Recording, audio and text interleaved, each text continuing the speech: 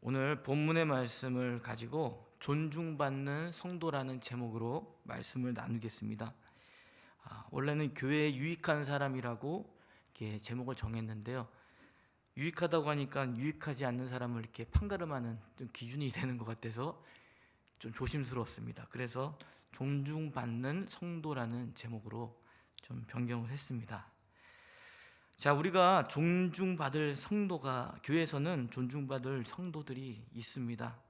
존중받을 일을 해야 거기에 걸맞는 존중을 받게 되죠. 근데 우리가 한번 생각해 보셨으면 좋겠습니다. 나는 존중받고 있는가?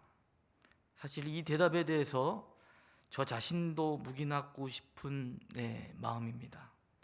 그러나 성경에서는 마땅히 받아야 할 덕목인 존중, 그것은 마땅히 존중받을 자가 존중을 받아야 된다고 성경에서는 이야기하고 있죠. 그래서 세상에서 누군가에게 존중받는 사람은 어떤 사람입니까? 그래도 최소한 자기 일에만 집중하지 않고 이타적이고 다른 사람을 위해 희생할 수 있는 사람은 존중합니다. 오늘 본문에서도 바울이 2차 전도 여행 중에 복음을 전하다가 감옥에 갇히는 상황에서 빌립보 교회가 믿음에 성숙해 가고 있는지를 바울이 깊은 관심을 가지고 있었던 것을 압니다. 그래서 바울은 자신과 함께한 디모데와 에바브로디도를 빌립보 교회로 파송하는 내용을 담고 있죠. 바울이 이 두 사람을 교회로 파송한 것은 이 두 사람을 그만큼 신뢰하고 인정했다는 것을 우리가 알 수 있을 것입니다. 우리가 이들을 통해서 바울은 교회의 소식을 듣고자 했습니다. 그러면서 바울은 빌립보 교인들에게 자신이 이 두 사람 디모데와 에바브로디도를 칭찬하며 그들을 그 두 사람을 존중해 달라고 이야기하고 있죠. 오늘 이 디모데와 에바브로디도의 존중할 만한 그들의 모습을 보며 존중받는 우리가 성도님들이 되시기를 바랍니다. 그리고 존중받는 성도가 될 뿐만 아니라 존중받을 만한 삶을 살아낼 수 있는 저와 여러분이 되시기를 바랍니다. 본론으로 들어가겠습니다. 바울이 빌립보 교회에 파송하는 디모데와 또 에바브로디도의 존중받을 모습들이 본문에서 설명되고 있는데 오늘은 두 가지로 압축해서 말씀을 드리겠습니다. 존중받는 성도는 첫째, 훈련받는 성도입니다. 뭐라고요? 훈련받는 성도입니다. 이 훈련받는 성도라고 하니까 지금 제자 훈련을 받으시는 우리 성도님들이 대상이 될 거라고 생각이 되죠. 바울은 사도라는 직분을 가지고 예수님께 직접 보냄을 받았습니다. 그가 사도의 직분으로서 예수님께 직접 받은 그 직분의 권위를 가지고 그에 걸맞는 복음을 전했죠. 마치 예수님께서 행하신 일들을 그대로 전하는 것처럼 했다는 것입니다. 그러면서 바울은 빌립보 교인들에게 복음의 일을 위해 보낼 디모데를 소개하죠. 디모데는 바울이 2차 전도여행 때 함께 동행하며 복음 전하는 일을 하였습니다. 그리고 바울은 디모데를 영적으로 낳았다고 할 만큼 함께하며 복음을 가르치고 배우고 양육하고 또 영적 훈련을 시켰을 것입니다. 물론 디모데가 복음의 가르침과 훈련의 그 순종의 훈련을 바울에게만 받은 것은 아니죠. 디모데는 자기 자신의 어머니인 유대인 어머니이죠. 그리고 외할머니에게서 성경에 대한 훈련을 어릴 때부터 받아왔습니다. 그럼에도 불구하고 디모데를 영적 도제 관계로서 정신적 지주라고 할 수 있을 만큼 영향력을 끼쳤던 사람은 바울이었죠. 그래서 그는 영적인 멘토였다고 할 수 있을 것입니다. 디모데는 이렇게 바울과 함께 사역을 감당하며 그 훈련의 과정을 겪었습니다. 그래서 바울은 자신과 함께 영적 도제 관계로서 훈련된 디모데를 오늘 본문에서 빌립보 교회에게 소개할 때에 그를 향한 신뢰와 그를 신앙적으로 인정하는 모습들을 보여주고 있습니다. 우리 다 함께 본문 20절 말씀을 읽겠습니다. 시작. 이는 뜻을 같이하여 너희 사정을 진실이 생각할 자가 이밖에 내게 없음이라. 아멘. 바울이 인정하는 그 디모데를 교회에 파송한 이유에 대해서 말씀하고 있죠. 그것은 무엇입니까? 바울이 빌립보 교인들을 향해 같은 뜻을 품고 빌립보 교인에게 진심 어린 관심을 가지고 진실이 그들을 생각했다는 것을 이야기하고 있습니다. 이 진심 어린 관심의 내용은 단지 육신의 그 필요에 대한 관심이 아니겠죠. 그리스도의 복음의 일로 영적 상태에 관심을 가지고 거룩한 삶을 살게 하기 위한 그런 관심이었을 것입니다. 바울은 그들에게 영적 유익을 끼치기 위해 진심 어린 관심을 가졌던 디모데를 소개하는 것이죠. 그리고 그 사람밖에 이 일을 감당할 수 없다라고 말씀하고 있습니다. 이렇게 디모데가 인정받을 만큼 다른 사람은 자신의 유익을 위해 그 일에 집중하지만 그 일을 진심 어리게 관심을 가지고 있는 디모데를 당당하게 소개할 만큼 할 수 있었던 것은 바울과 함께하며 훈련을 받았기 때문입니다. 그래서 우리는 훈련이 필요합니다. 그런데 우리는 자연 발생적인 것을 되게 좋아하죠. 그래서 우리는 훈련을 받을 때 하나님이 나의 선생이 되어 주십시오라고 고백하잖아요. 그런데 그 말은 되게 좋은 말이죠. 그런데 다른 사람에게는 훈련받고 싶진 않아요. 우리 가까이 있는 교회 안에서 담임 목사님을 통해서 또 영적 지도를 하시는 분들을 통해서 지도받는 것에 대해서는 우리가 관심 밖에 있다는 것을 보게 됩니다. 그래서 우리는 자연 발생적으로 하나님이 알아서 하겠지라고 생각할 때가 많은 것 같습니다. 저도 목회를 하면서 훈련을 늘 받는다라고 생각합니다. 스스로 목적을 두고 개인적인 훈련을 하려고 하긴 하지만 잘 안 되는 부분도 있습니다. 그래서 일상에서 또 하나님 맡기신 일들을 스스로 하는 부분도 있지만 때로는 앞선 목회자를 통해서 그 길을 걸어가는 사람을 통해서 나의 한계를 넘어서며 또 인내함으로 훈련하는 그런 과정들을 우리는 겪고 있습니다. 그렇게 될 때에 우리가 하나님 앞에서 훈련받을 수 있게 되는 것이죠. 오늘 바울이 디모데가 빌립보 교인들을 향한 사려 깊은 관심이 단지 그의 인품이 좋아서 나온 것이라고 생각하지는 않습니다. 태생이 이타적인 중심의 사람이었기 때문에 그렇다고 생각되지는 않습니다. 그것은 함께 복음의 일에 영적인 일에 관심을 가지고 그 일을 위해 이끌어줬던 바울이 있었기 때문입니다. 그래서 바울은 자신과 함께 복음을 위해 수고한 디모데를 칭찬했던 것이죠. 우리 다 함께 본문 22절 말씀을 읽겠습니다. 시작. 디모데의 연단을 너희가 아나니 자식이 아버지에게 함같이 나와 함께 복음을 위하여 수고하였느니라. 아멘. 자식이 아버지에게 함같이 배우고 따라가는 그 복음의 일들을 디모데는 했습니다. 그래서 디모데의 연단을 안다고 말하고 있죠.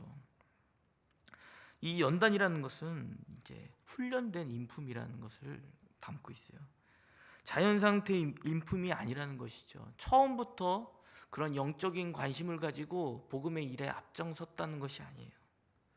복음의 일을 바울을 통해 눈으로 목격하고 또 자신이 경험해보지 않은 영적인 삶을 순종하며 훈련하며 그 인품을 닦았다라고 말하고 있는 것입니다.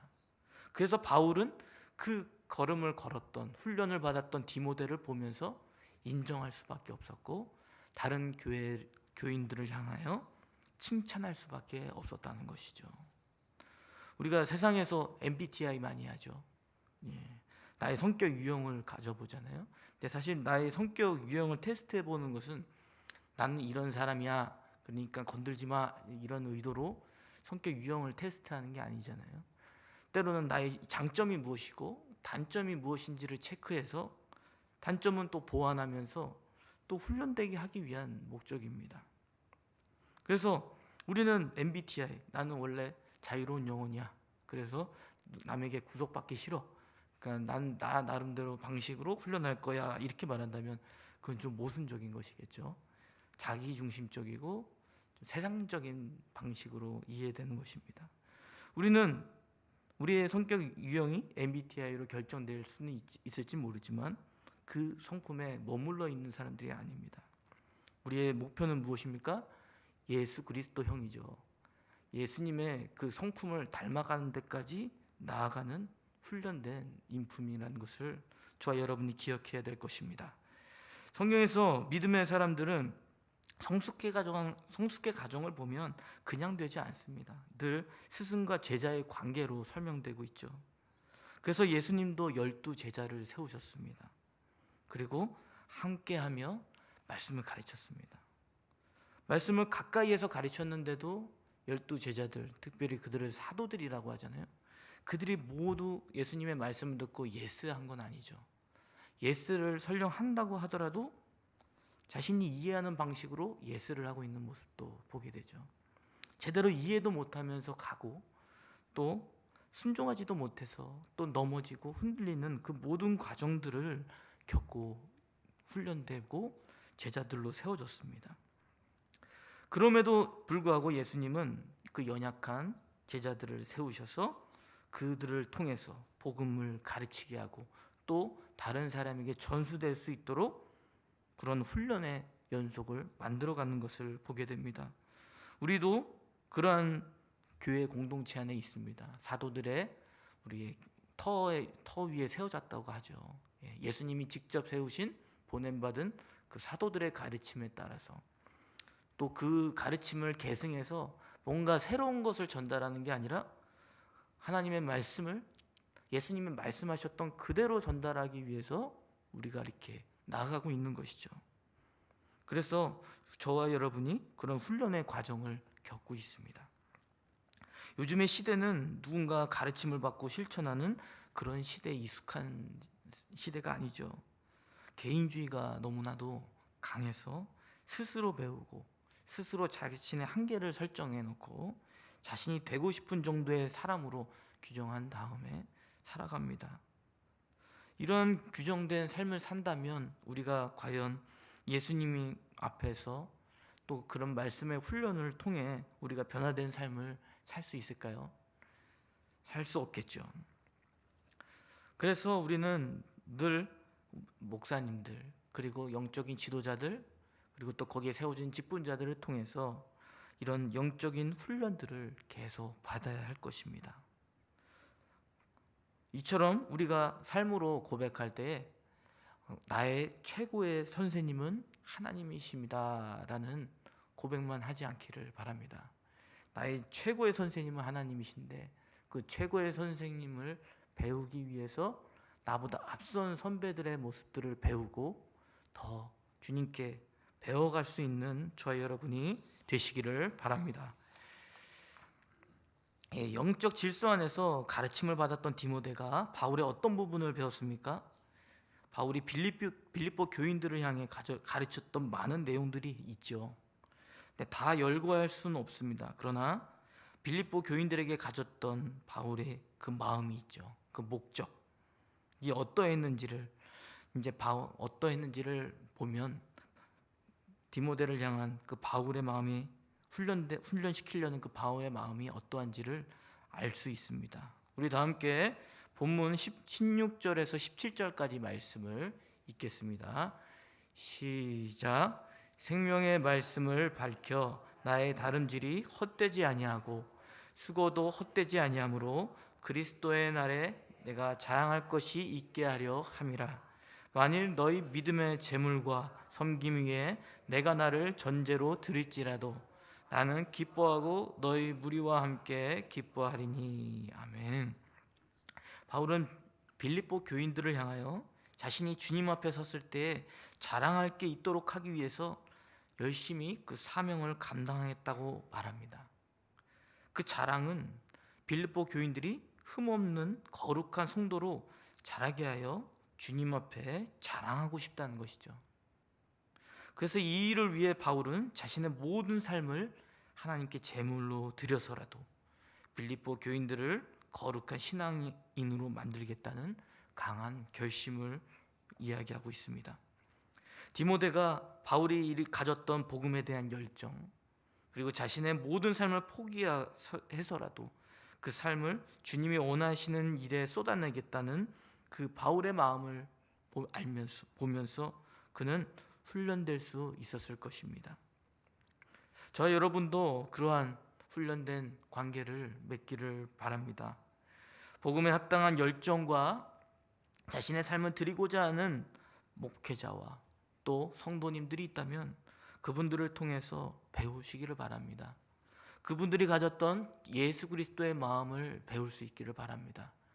우리가 예수 그리스도의 마음을 마음으로 다 품을 수 없는 것처럼 우리가 예수 그리스도를 위해서 살아가고 있는 그 사람들의 모습을 보면서 우리의 한계를 넘어서고 주님이 지금 이 자리에 계셨다면 저렇게 섬기셨겠지라고 생각하며 그 모습을 한 걸음씩 걸어가며 훈련의 과정들을 걸어갈 수 있는 우리 성도님들이 되시기를 바랍니다.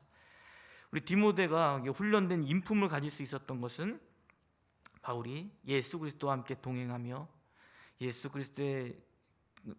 그리스도께 자신을 온전한 제물로 드리기 위한 온전한 순종 때문이었을 것입니다. 바울과 함께한 디모데는 영적으로 훈련된 사람으로 성숙해 갈 수 있었습니다. 주님의 그 가르치심의 흔적을 앞선 신앙의 선배로부터 배우고 훈련할 때에 예수 그리스도께서 걸어가신 십자가의 길이 무엇인지를 우리는 조금씩 경험할 수 있게 될 것입니다. 우리의 목표는 예수 그리스도를 닮은 인격과 삶에 있기 때문입니다.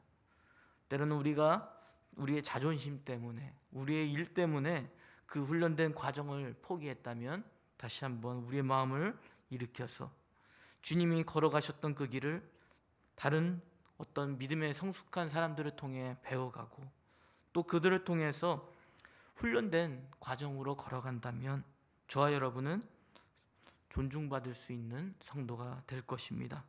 그리고 교회 성도들 가운데 정말 모델이 될 수 있는 그런 사람들이 될 거라 믿습니다.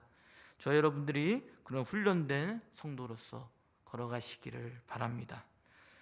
마지막 둘째, 우리가 존중받는 성도는 충성된 성도라는 것입니다. 바울이 빌립보 교회 파송 보내는 디모데와 에바브로디도에게 공통적으로 소개되는 모습을 보면 그들은 어떠한 사람이었습니까? 충성된 사람이었습니다. 바울은 디모데의 인품을 칭찬하는데 여기서 충성된 그의 행실을 이야기하고 있습니다. 우리 다 함께 본문 21절에서 22절까지 말씀을 읽겠습니다. 시작. 이들이 다 자기 일을 구하고 그리스도 예수의 일을 구하지 아니하되 디모데에 너희가 나니 자식이 아버지에게 한같이 나와 함께 복음을 위하여 수고하였느니라. 아멘. 바울은 디모데가 바울과 같은 마음을 가지고 빌립보 교회에게 깊은 관심을 가지고 있었다고 말했죠. 그러나 더불어서 방금 읽은 본문에서 바울은 자신의 이익을 구하기에 급급한 사람들이 많이 이야기하고 있다고 말합니다. 그러나 유일하게 자신의 유익을 구하지 않고 주님이 하신 일들에 집중했던 사람을 이야기하죠. 그 사람 누굽니까? 바로 디모데입니다. 그리스도 예수의 일에 집중했다라고 이야기하죠. 그리스도 예수에게 속한 모든 일을 감당하며 충성된 삶을 살았다는 거 이야기하고 있습니다. 그런데 자신의 이익을 구하기를 생각하기보다 앞서 그리스도 예수에게 속한 일을 감당하는 바울을 따라서 자신의 일에 연연하지 않고 충성되이 수고하였다는 것이죠. 이렇게 주님의 일에 충성된 자는 자기 이익을 구하지 않습니다. 주님의 일을 감당하지 않는 것을 주님의 일을 감당하며 나아갑니다. 우리는 이익이 되면 주님의 일을 감당하고 이익이 되지 않으면 움직이지 않죠. 그거는 우리가 가지고 있는 죄의 습성이라고 할 수 있습니다. 그러나 성도들을 섬기고 성도들의 말씀을 통해 변화되도록 그 돕는 봉사의 일이 보이지 않는 데서 섬기는 이 모든 일은 나의 이익을 생각하기보다 주님이 기뻐하신 일이라고 생각하며 그 자리를 섬기며 나아갈 때에 교회는 든든히 세워질 수 있습니다. 이러한 충성된 사람들이 교회에 많아야 할 줄 믿습니다. 이제 중직자 선거가 얼마 남지 않았죠. 중직자 선거의 후보자분들도 기도로 준비하고 계시리라 생각됩니다. 중직에 있는 직분의 자리는 참으로 하나님께 영광스러운 자리인 줄 믿습니다. 그러나 그 영광스러움도 빛날 수 있는 것은 주님이 섬기라고 하신 직분의 일을 충성되게 감당할 때 빛나게 되는 것이죠. 그리고 다른 사람들이 그것을 보면서 하나님께 영광스러운 자리구나, 하나님이 주시는 아름다운 직분이라고 고백할 수 있게 될 것입니다. 섬김의 직분들을 감당하며 존중받는 어른이 많아질 수 있는 것은 자신의 이익을 계산하기보다는 그리스도 예수에 관한 일에 대해 앞장서서 수고하는 충성된 사람이 있기 때문인 줄 믿습니다. 저 여러분이 자신의 이익을 계산하며 걸어가기보다는 주님의 일에 앞장서서 충성스럽게 그 일을 감당하시는 저와 여러분이 되시기를 바랍니다. 에바브로디도는 또한 충성된 자라고 인정을 받았습니다. 에바브로디도에 대해서 오늘 본문에 이야기하고 있지만 특별히 많은 이야기는 하지 않겠습니다. 에바브로디도는 빌립보 교회의 헌금을 바울에게 전달하고 바울이 필요로 하는 만큼 바울과 함께 머물면서 그를 돕도록 하기 위해 빌립보 교회가 바울에게 파송했던 사람입니다. 그리고 오늘 본문에서 바울은 다시 에바브로디도를 빌립보 교회에게 파송하겠다고 이야기합니다. 그러면서 바울이 그런 에바브로디도를 높이 평가하며 칭찬하는 내용을 담고 있죠. 우리 마지막으로 우리 본문 25절 말씀을 다 함께 읽겠습니다. 시작. 그러나 에바브로디도를 너희에게 보내는 것이 필요한 줄로 생각하노니 그는 나의 형제요 함께 수고하고 함께 군사된 자요 너희 사자로 내가 쓸 것을 돕는 자라. 아멘. 바울은 에바브로디도가 맡겨진 사명을 위해 교회에서 보낸 자라고 말합니다. 그리고 그런 에바브로디도를 향해 복음을 위해 함께 수고하고 함께 군사된 자라고 표현하고 있죠. 에바브로디도가 교회에서 세워서 복음을 위해 수고한 것처럼 우리가 맡긴 그 섬김의 자리에서 또 공식적으로 임명된 그 자리에서 복음의 일을 위해 수고하는 줄 우리는 알고 있습니다. 그런데 바울이 그런 에바브로디도를 향하여 함께하고 함께 군사된 자라고 이야기하며 그를 칭찬하고 있죠. 군사라는 표현을 사용하는 것처럼 복음을 위해서 수고하는데 어떠한 대적에게도 맞서면서 영적 투쟁을 했던 그런 충성된 모습을 칭찬하고 있다는 것을 우리가 발견할 수 있습니다. 이처럼 에바브로디도도 충성된 사람이었습니다. 교회에 공식적으로 세워진 그런 맡겨진 사명을 위해서 끝까지, 또 그것을 맡고 있는 어떤 대적자들 가운데서도 끝까지 영적 투쟁을 하며 사역을 감당했다는 것을 보여주고 있죠. 저와 여러분도 이런 충성된 군사로서의 자리에 있기를 바랍니다. 주님이 맡기신 그 교회 안에서 또 임명된 그 자리가 있을 것입니다. 그 자리에서 주님의 사역을 더 열심히 충성되게 감당해 나갈 수 있기를 바랍니다. 그 가운데서 주님이 원하시는 뜻을 발견하고 그 모습을 보면서 다른 사람들이 저 사람은 정말 인정할 만한 충성된 사람이다 라고 또 그런 칭찬을 받을 수 있는 사람들이 되시기를 바랍니다. 우리 말씀을 맺겠습니다. 교회는 세상의 방식대로 살아가는 또 사람들이 존중받는 곳이 아닙니다. 교회는 어떤 사람이 탁월한 능력을 가졌다고 해서, 탁월한 지식인이라고 해서 존중받는 곳도 아닙니다. 그리스도의 복음을 위해 나의 열정을 쏟고 나의 삶을 들여서라도 교회 성도들이 복음 안에서 바로 설 수 있도록 하는 그 일을 하는 사람이 존중받을 사람입니다. 왜냐하면 그 사람이 예수 그리스도께서 하신 일들을 그대로 행함으로 예수님이 더 존중을 받게 되는 일들이 있게 되기 때문입니다.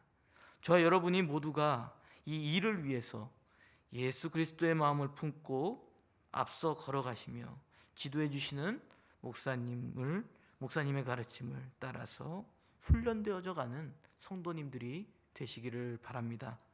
그리고 자신의 이익을 위해 주님의 일을 감당하지 않는 것이 아니라 영적 싸움을 또 싸워내며 충성되게 주님의 사역들을 감당해 나갈 수 있는 그런 충성된 믿음의 사람들이 되시는 저와 여러분이 되시기를 바랍니다.